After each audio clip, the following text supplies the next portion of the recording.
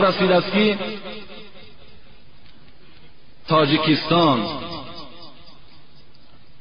ازبکستان، کرغیزستان، قزاقستان، ترکمنستان و ترکستان شرقی، این جانب افغانستان، پاکستان، هندوستان، بنگلادش، سوریه، ترکیه، عراق، همه اینا پیرو مذهب ابو حنیفه هستند. در جهان از همه مذاهب دیده مذهب ابو حنیفه را نفر زیاد است، زیرا این استاد مذاهب است. حضرت نام اصلیش نعمان بودند،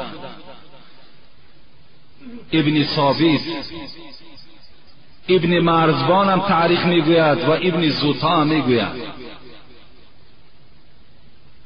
باباشان زوتا از کابل بودند، یعنی در فارس نژاد بودن ابو حنیفه هیچ شک و شبهه نیست که حضرت فارس نژاد بودند. و خود ابو حنیفه در شهر کوفه عراق به دنیا آمدند. من میخواهم که کمی از تولد حضرت ابو حنیفه به شما حکایت میکنیم و بعداً فضیلت و ایشان به شما باز خبر میدهم.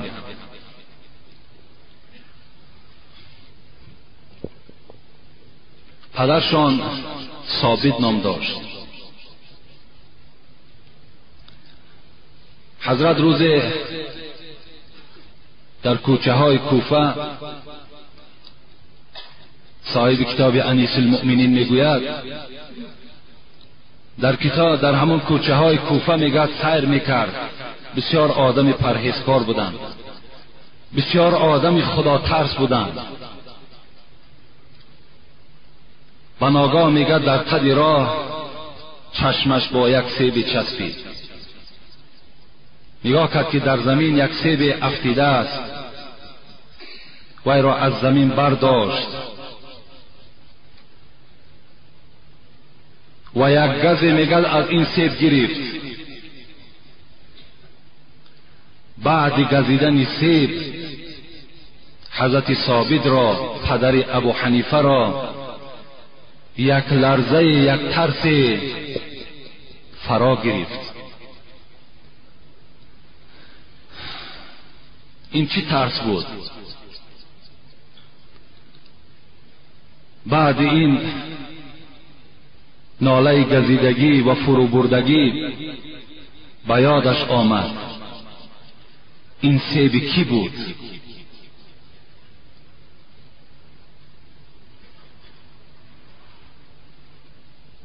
و حضرت خیلی ترسیدند که صاحب این سیب کی باشد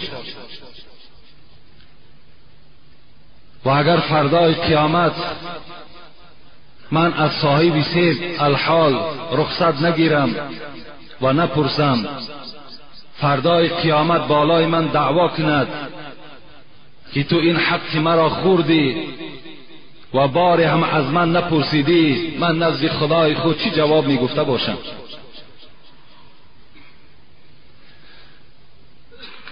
ان ابو هریره رضی الله عنه قال رسید است که تاجیکستان، ازبکستان، کرغیزستان، قزاقستان که روز قیامت این حقی که من به اجازت صاحب او خوردم وی بالای من دعوا میکند، برای آنه که خودش را از این عذاب خلاص بگرداند، از این شرمندگی میدان قیامت خلاص بگرداند، خواست در همین دنیا از صاحب او عذر قبول کند. نظر کرد بر بالای سرش، دید که یک درخت پر از سیب است. فهمید که این درخت، این سیب از همین درخت است. صاحب باغ فریاد زد. صاحب باغ آمد، یک آدمی بیچاره احوال، گفت برادر عزیز، گفت ما همین سیب از همین درخت شما بوده تناول کردیم، یک گز گرفتیم، یک سیب نیم خورده در دست حضرت ثابت. از شما خواهش دارم که حقتان را ببخشید. من طاقت عذاب خدا را ندارم، زیرا خدای من در قرآن میگوید این بطش ربک لشدید. خداوند در روز قیامت وقتی که بنده را عذاب میکند بسیار سخت عذاب میکند. من طاقت او را ندارم. این باغبان گفتن که من یک مجیر هستم، من دستنیگری صاحب همین باغبان هستم، این باغ از آن من نیست. صاحب این باغ خانه‌اش از این باغ تا خانه صاحب خانه یک شبانه روز راه است. حضرت ثابت گفتند مایلش گفتند اگر هفته هم که باشد عذاب دنیاوی سهل است. سیب نیم خورده در دست و قدم زنان به سوی محله نگت همین رئیس باغ حرکت کردند.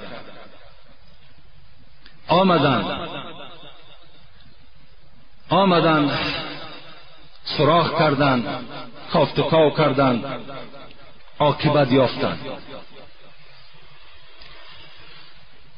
نزد دروازه همین سردار باغ آمد. صاحب کتاب میگوید دستهای ثابت میلرزید، لبهاش میلرزید. برای چی؟ اگر مبادای صاحب این سیب از خانه برآید و اگر حقش را نبخشد من نزد خدا چی جواب میگفته باشد؟ برای یک ناله سیب.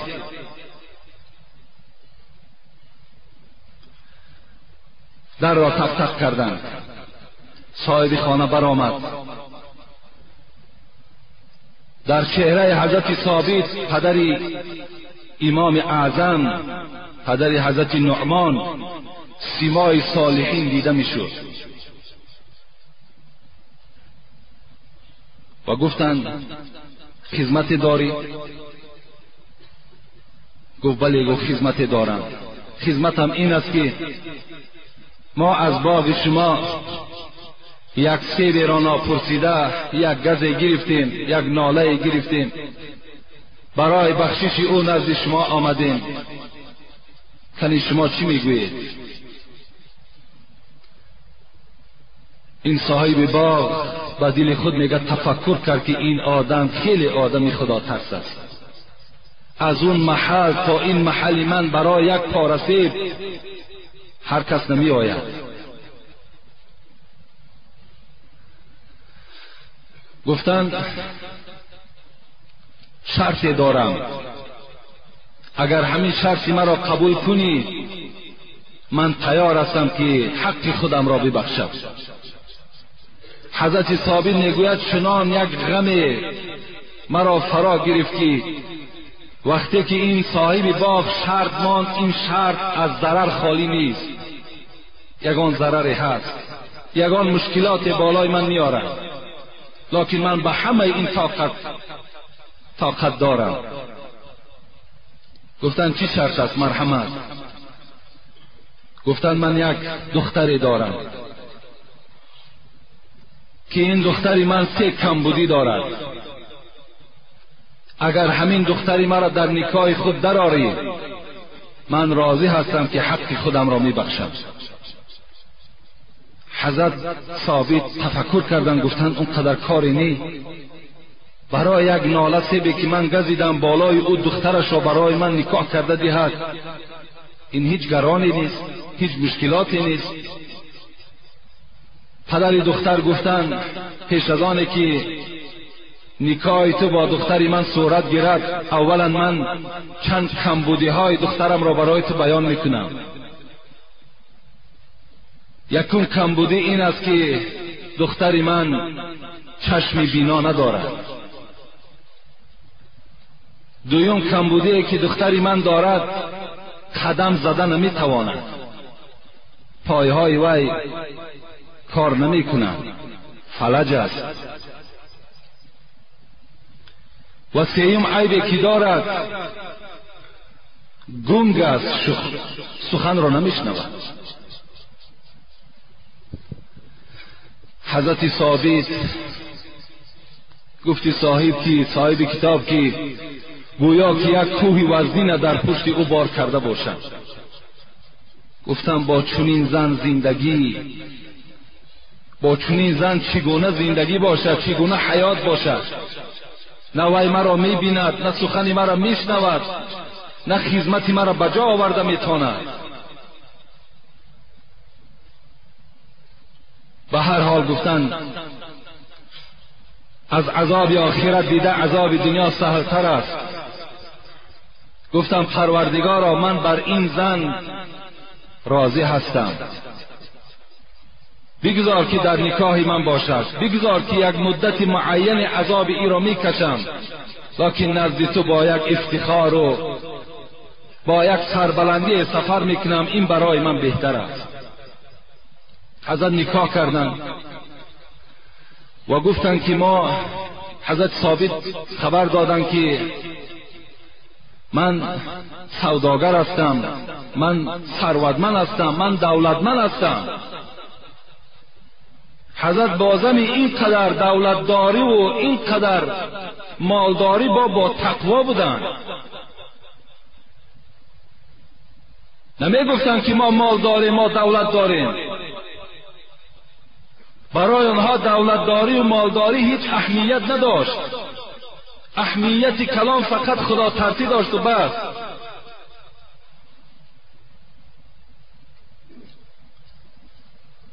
حضرت گفتن ما برای تو یک خانه در اینجا آماده میکنیم، شرایطهای تو را مهیا میکنیم، رو نماز خفتنت را بخوان، مرحمت این خانه باعث تو از بحر تو. حضرت نگه رفتن نماز خواندن. بعد نماز خواندن وقتی به سوی خانه این زن می آمد که الک نکاح صورت گرفته بود، میگوید تماما پایهای حضرت ثابت کار نمیکرد، هیچ غیرتی نمیکرد که به سوی این خانه بیاید که این گونه زن وی را منتظر است. و آمد نگاه کرد، پدر دختر نزد دروازه منتظر و گفت ثابت گفت اون خانه ای که میبینی شمع فروزان است، اون منتظر توست. حضرت میگه رفتن نزد در. همه این سزای یک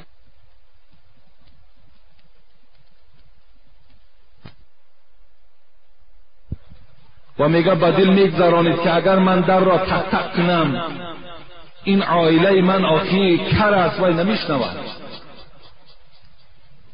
اگر در را کشایم و السلام علیکم گویم وی مرا نمیبیند، وی نزد من هم برای تعظیم من نمیخیزد. به هر حالم که باشد ملائکه های خداوند در خانه هر مسلمان هست السلام علیکم و رحمت الله و برکاته گفته میگه وارد خانه شدن. به ناگاه نگاه کردند، چنان یک زن میگه در استقبالی حضرت ثابت خیستند که وصف او میگه انسان عاجز می آمد. چی یک روی نورانی از آثار طهارت در چهره این زن بود، چی دستهای سفید از حساب سطر داشته این زن بود. و مجرد السلام علیکم و رحمت الله گفتن با یک آواز خیلی نرم و نازک و علیکم السلام و رحمت الله از جانب این زن شنیده شد. حضرت ثابت میگن من در حیرت ماندم، گفتم وصف این دیگر ذیل بود و یا آخی کور بود، کر بود، شل بود.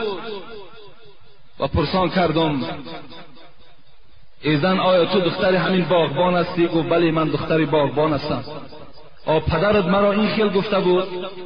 گفت بله من همان ذیل هستم. پدر من از روی حکمت به شما سخن گفت. من کور هستم، والله که چشم من هیچ مردی بیگانه را دیدگی نیست، از این خاطر من کور هستم و این چشمهای من به سوی حرام کرده های خدا نظر کردگی نیست و من شل هستم. شلی من معناش این است که در تویها من رقص و بازی نکردم، با مردهای فاسق من کتف به کتف مانده رقص نکردم. این پایه های من بجز از این خانه پدرم بیرون دیگر جا را دیدگی نیست و من کر هستم. مقصد از کری من این است که من سخنی بی معنی را بجز آیت قرآن دیگر شنیدگی نیستم. حضرت وقتی که شنیدند چنان شاد شدند، چنان خرسند شدند.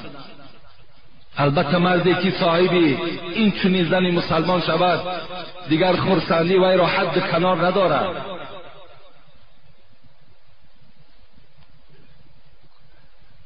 به نهایت خرسند شدند.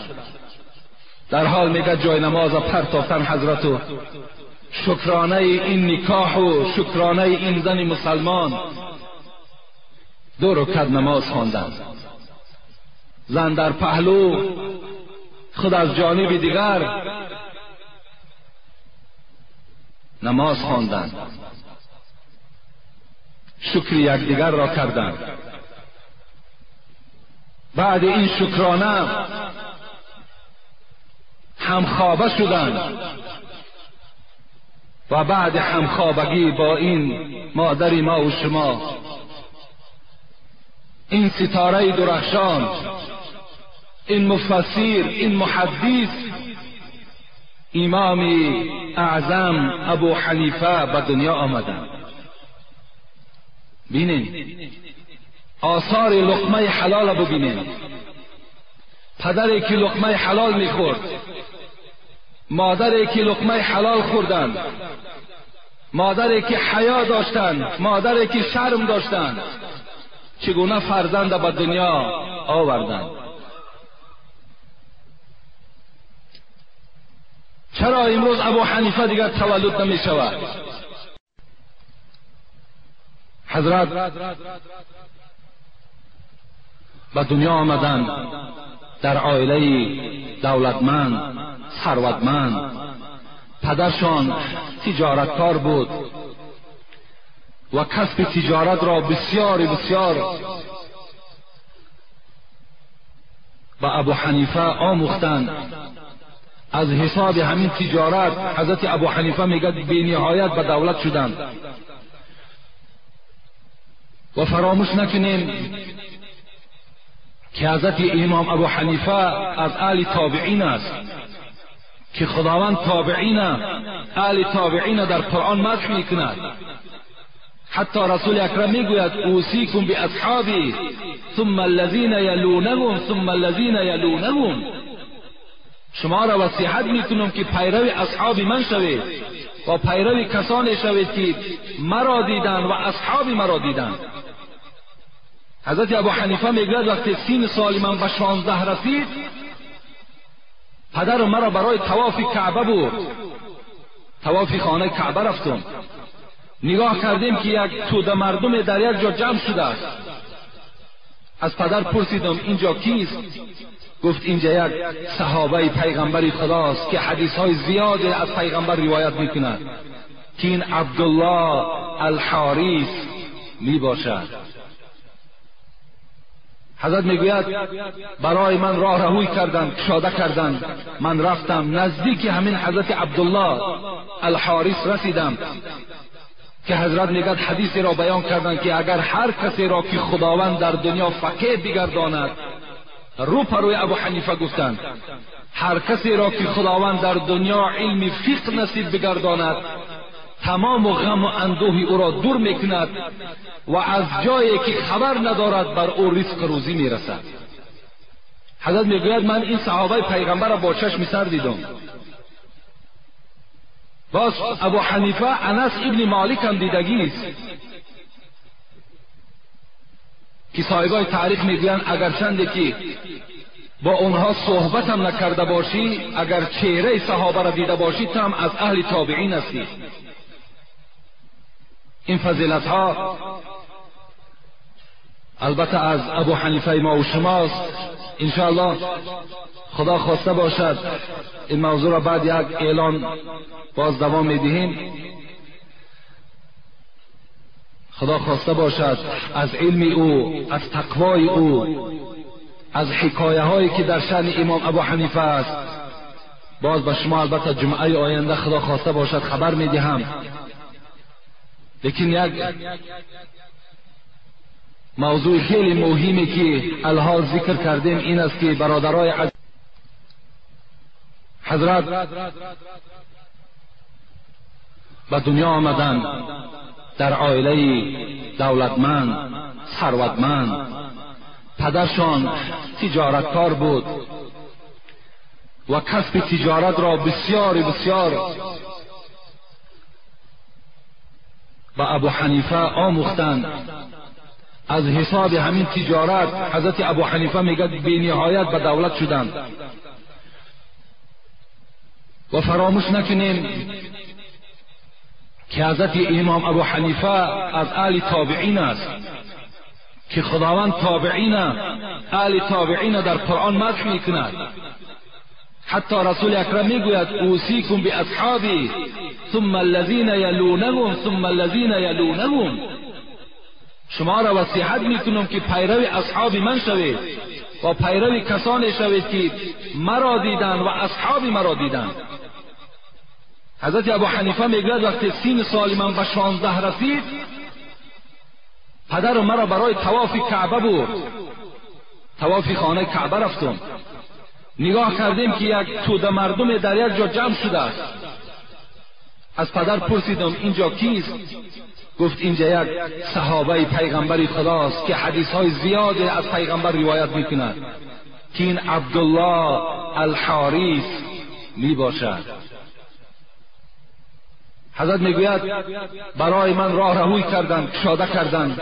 من رفتم نزدیک همین حضرت عبدالله الحارث رسیدم که حضرت میگوید حدیثی را بیان کردند که اگر هر کسی را که خداوند در دنیا فقیه بگرداند، رو پروی ابو حنیفه گفتند هر کسی را که خداوند در دنیا علم فقه نصیب بگرداند تمام غم و اندوه او را دور میکند و از جایی که خبر ندارد بر او رزق روزی میرسد.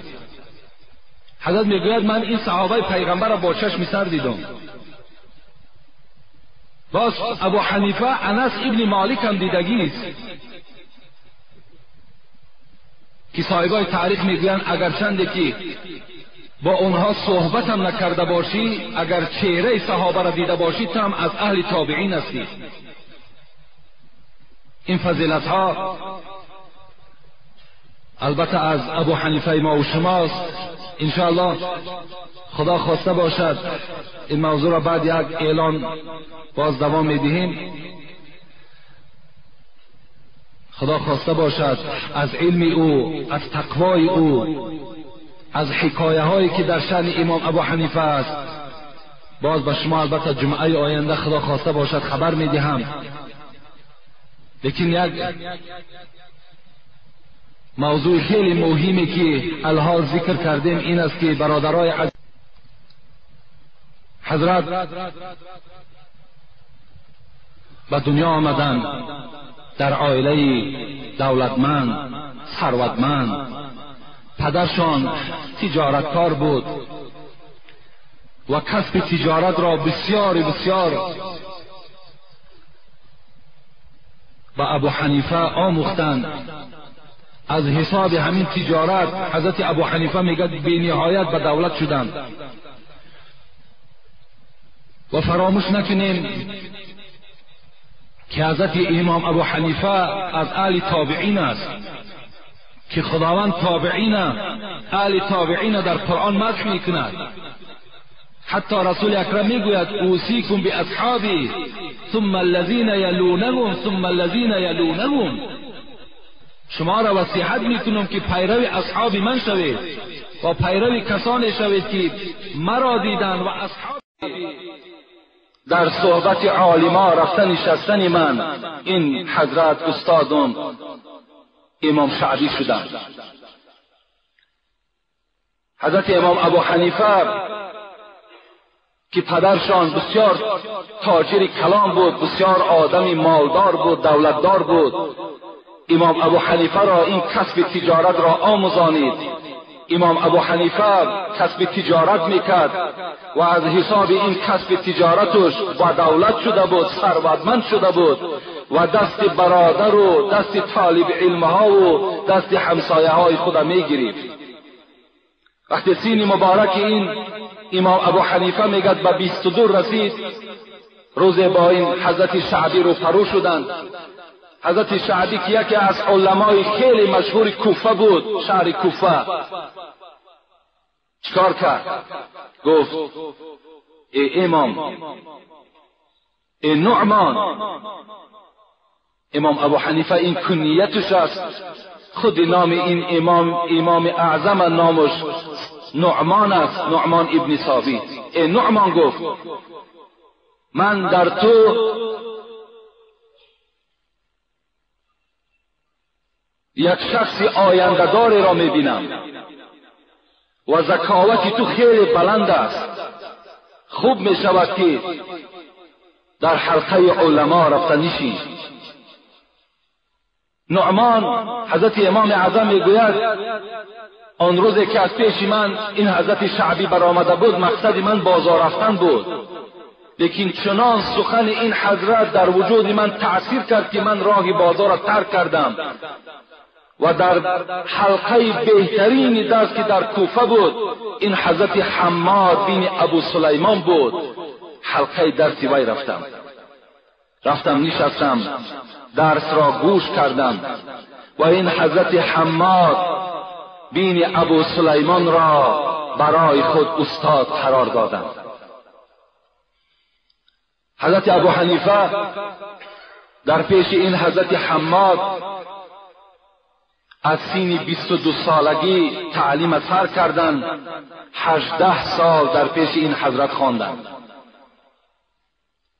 وقتی سین مبارکی امام ابو حنیفه امام اعظم به 40 رسید، استاد چون حماد از دنیا گذشتند و همان حلقه درس مشهوری که در کوفه بود در اختیار ابو حنیفه سپاریده شد. یکی از حلقه های بهترین که در کوفه ابو حنیفه در دوره زندگی میکرد که تمام تابعین زنده بود، صحابه های پیغمبر زنده بودند، عالم های برجسته و مشهور در عراق در کوفه بود، لیکن در بین آنها نمایانتر این ابو حنیفه بود و حلقه درس این از همه حلقه های درس های دیگر مشهورتر بود. مدرسه این مدرسه بهتر و بقوتتر بود. بغیر استادشان در دوام این 18 سال در پیش دیگر استادها هم حضرت امام اعظم درس می گرفتند. مورخان می گویند امام ابو حنیفه 4000 استاد داشتند. 4000. از سین 16 سالگی حج رفتند، 55 بار حج کردند. این 55 بار حج کردن ابو حنیفه معنای داشت. اگرچه یک بار در حیات ما و شما حج کردن فرض است، باقیش حضرت برای مکمل کردن دین خود، برای تعلیم گرفتن به مکه و به مدینه سفر میکرد، هم حج میکرد هم از نزد استادان خود درس میگرفت. از آن جمله در آنجا با حضرت عطا ابن ابی رباح هم صحبت شدند که یکی از عالمای خیلی مشهور مکه بود، که یکی از مدرس های این حضرت عبدالله ابن عباس تعلیمش گرفته بودند، مدرسه مکه را انجام داده بودند. وقتی میگوید با حضرت ابو حنیفه رو پرو شدند، ابو حنیفه خودش را شناس کرد. این حضرت عطا چی گفتن؟ تو از کوفه هستی؟ گفت بله من از کوفه عراق هستم. گفت از جای هستی که دین را پاره پاره کردند؟ گفت بله از جای هستم که دین را پاره پاره کردند. گفت تو از کدام فرقه او هستی؟ گفت من از فرقه آن کسانی هستم که سلف صالحین دشنام نمیدهم، به تقدیر خداوند ایمان دارم و به سبب گناه کبیره میکردگی انسان حکمی به کفر نمیدهم. حضرت عطا چی گفتند؟ گفتند راه درست یافتی و این راه را از دست خود نده. به نهایت بحث و مناظره های ابو حنیفه در کوفه زیاد بود، زیرا در زمانی که ابو حنیفه در کوفه بودند این طایفه شیعه اون زمانها به نهایت کوفه و عراق احاطه کرده گرفته بودند. از جمله زید ابن علی بود، محمد باقر بود، امام جعفر صادق بود، اینا همه چی بودند؟ محمد ابن حسن بود. اینا همون رهبرهای کلان شیعه در عراق بودند، حلقه های درسی داشتند. اولین آدمی که با شیعه ها، با همین که در اونجا رویه های خوارج بود، معتزله بود، جحیمیه بود، قدریه بود، مرجیه بود، که اینا همش عقیده این طایفه های که نام بر کردم خلاف عقیده سلف صالح بود. با همه اینها ابو حنیفه بحث میکرد. با همه اینها بحث کردن آسان نبود. حضرت با اینها بحث و مناظره میکرد، اونها را میفهمانید که این راه شما راهی غلط است، این عقیده شما عقیده غلط است. یکی از پیدا شدن مذهبها هم در اسلام ما و شما انا همین بود که عقیده های گوناگون پیدا شده بود، عقیده های باطل یونانی ها پیدا کرده بودند. برای مردم عقیده سالم یافتند، صالح را یافتند. این حضرت ها مثل شافعی و مثل امام ابو یوسف و مثل امام احمد حنبل و امام مالک و ابو حنیفه و حرکت کردند تا حدیث های صحیح را برای ما و شما جدا کردند، عقیده های روشن را برای ما و شما بیان کردند. حتی میگوید در همان زمانهایی که در کوفه شیعه ها که خیلی مشهور بودند و صحابه های پیغمبر را دشنام میدادند، بجز علی، ابوبکر، عمر، عثمان زیر دشنام و تحقیر این طایفه شیعه قرار داشت. تا حال این طایفه هم وجود دارد.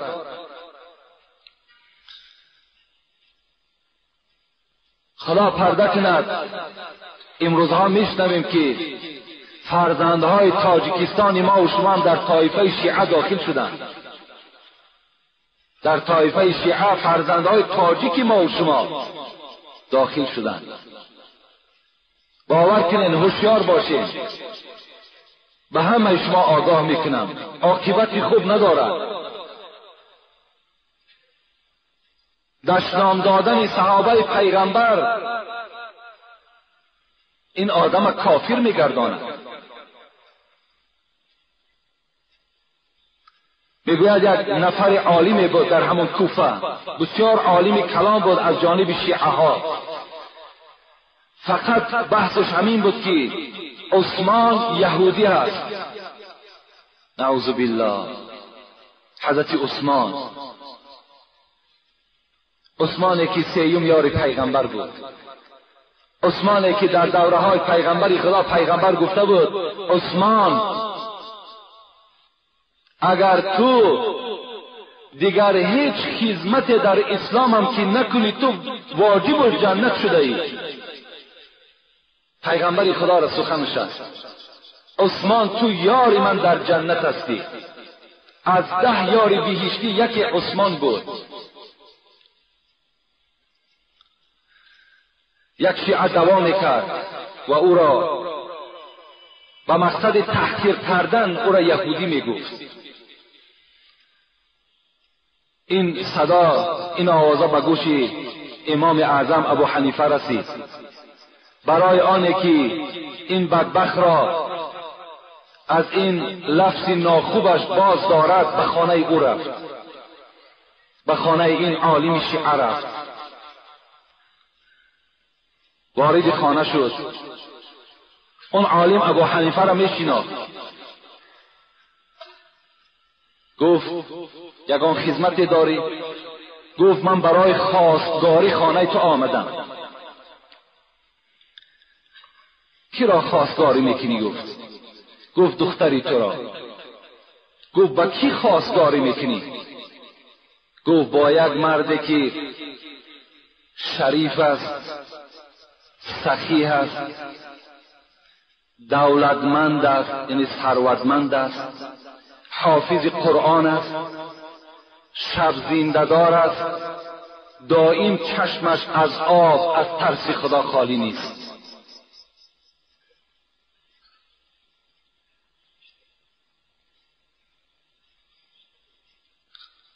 این فضیلت ها را ابو حنیفه بیان کرد به این عالم شیعه. گفت دیگر یگان فضیلت ندارد؟ یعنی ببینید چی فضیلت های زیاد. شریف است، آدمی مهربان است، سخی است، ثروتمند است، حافظ قرآن است، شب زنده‌دار است، شب تا روز نماز میخواند، بزم این دائم چشمش از آب از ترس خدا خالی نیست، دائم گریان است. گفتن یگان فضیلت دیگر دارد؟ ابو حنیفه گفتن که فقط یهودی هست. این عالم شیعه میگد، گفتن سبحان الله، تو میخواهی که دختر من بر یک یهودی دهم؟ گفتن نمیدهی. گفتن نه. گفتن من بر یهودی دختر نمیدهم. گفت با تعبیر تو عثمان یهودی از پیغمبر خدا دو دخترش عثمان داد کو. تو میگویی عثمان یهودی است، اگر یهودی باشد پیغمبر خدا عثمان دو دختر داد کو. این عالم شیعه میگد از این سخن ابو حنیفه در حال چیکار کردن؟ توبه کردن. تن استغفر الله، این از خاطر من برآمد. گفت توبه کردم. دیگر بر زبان خود گفت هیچگاه دشنام صحابه های پیغمبر خدا را نمی کنم. اینم یک عادی ترین بحثی حضرت امام با این عالم شیعه بود. وقتی میگن مکه مکرمه آمد امام ابو حنیفه با یکی از امامها که امام باقر بود، این امام باقر را میگویم پدری امام جعفر صادق است. امام جعفر صادق به همه ما و شما معلوم است نبیره پیغمبر خداست. وقتی با امام باقر در مکه مکرمه روبرو شدن ابو حنیفه، امام باقر میگوید ابو حنیفه را فریاد زد و گفت تو همان شخصی هستی که حدیث های بابای مرا، یعنی این امام باقر هم نبیره پیغمبر است، حدیث های بابای مرا برای یعنی بقیات تحویل میکنی. یعنی حضرت ابو حنیفه را تهمت میکردن که گویا که حدیث های پیغمبر خدا را یک جانب میگذارد و با عقل خودش کار میکند، حالان که رای در بسیاری حیات پیغمبر خدا گذشته بود. حتی مشهورترینش از سعد ابن جبل بود. وقتی پیغمبر خدا حضرت معاذ ابن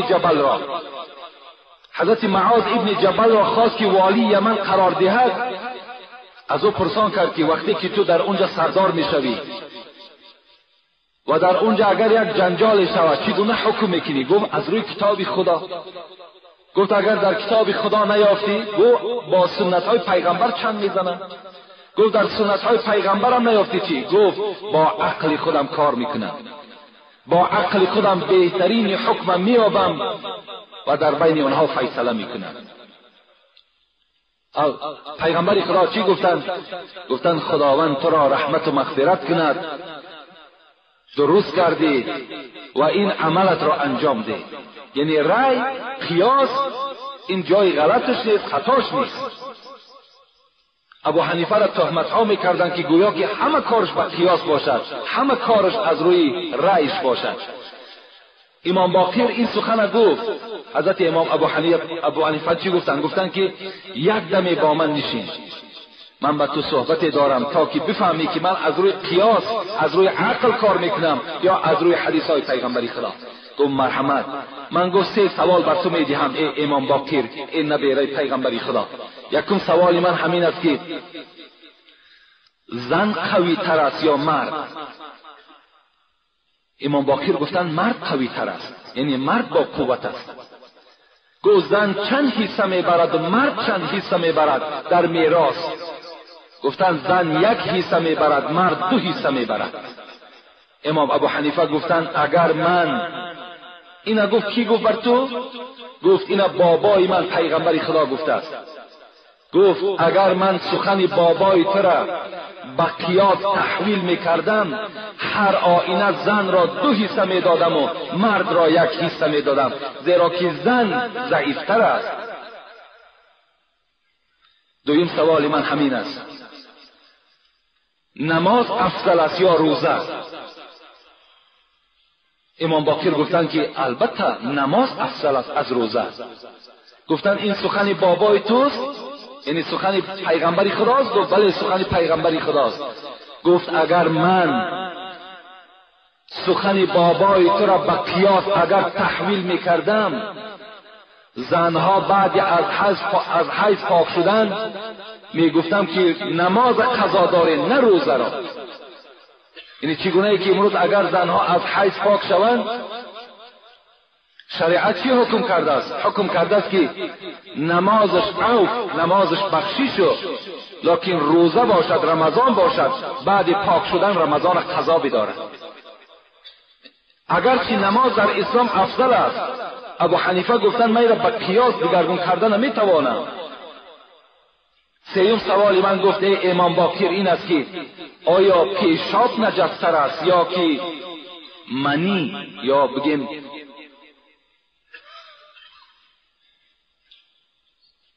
کدامش نجاستر است؟ امام باقر گفتن البته، گفتن از منی دیده پیشاب نجستر است، زیرا اگر همین آب منی در مسئله میگوید که در بدن شما اگر در لباس کدامی از شما زد، وقتی قاق شد و یا میتونید شما خراشیده نابود کنید، لباس شما بینماز نیست. این عباره مختصر میگوید. امام باقر گفتن البته پیشاب نجستر است. گفت اگر من به قیاس، یعنی با رأی خود، اگر حدیثهای بابای تو را، حدیثهای پیغمبر خدا را تحویل میکردم، با برآمدن پیشاب مردم حکم میکردم که آبازی کنن، غسل کنن، و با برآمدن منی میگفتن طهارت کنن، زیرا که بول نجستر بود است. امام باقر میگه از جای خود خیست و گفت ابو حنیفه این در حق شما تهمت بوده است. از پیشانی میگه ابو حنیفه بوسه کردند و ابو حنیفه را دعای خیر دادند.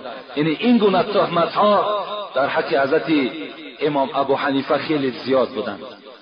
حضرت علی ابن عاصم میگوید که حب ابی حنیفه من السنه. حضرت علی ابن عاصم چی گفتند؟ گفتند دوست داشتن امام ابو حنیفه این سنت است که تمام انسان ها باید که ابو حنیفه را دوست بدارد، باید که وای عالم بود. آخر متاسفانه در دوشنبه در دست یک برادر ما یک کتاب دیدیم، باور کن به چشم خود دیدیم، چاپ سعودی بود، فقط از اول تا به آخرش مذمت ابو حنیفه بود. فقط ابو حنیفه را تحقیر کردند، وای نادان است، وای حدیث ضعیف استفاده کردند. برای چی؟ برای که وای ملتش فارس است. این از روی تعصب است. به همه شما برادرای عزیز، پدرای مهربان، مقصد منم از فضیلت‌های ابو حنیفه را بیان کردن که انشاءالله من جمعه آینده رم از فضیلت‌های این حضرت به شما، از حکایه‌هایی که دارد باز شیرین‌تر و بهتر به گوش شما میرسانم. مقصد من این است که راه درست است.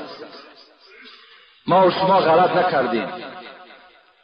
ما و شما پیروی کسی هستیم که انشاءالله وای پیروی کتاب قرآن و پیروی احادیث های پیغمبر خداست.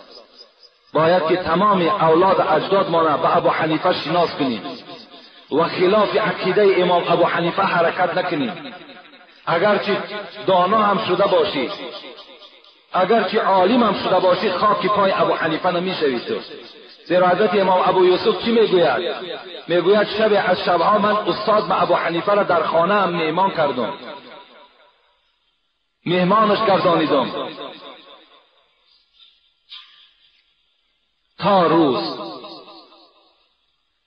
تا روز میگوید یک آیت میخواند، یک آیت تا روز میگوید خواب نکرد.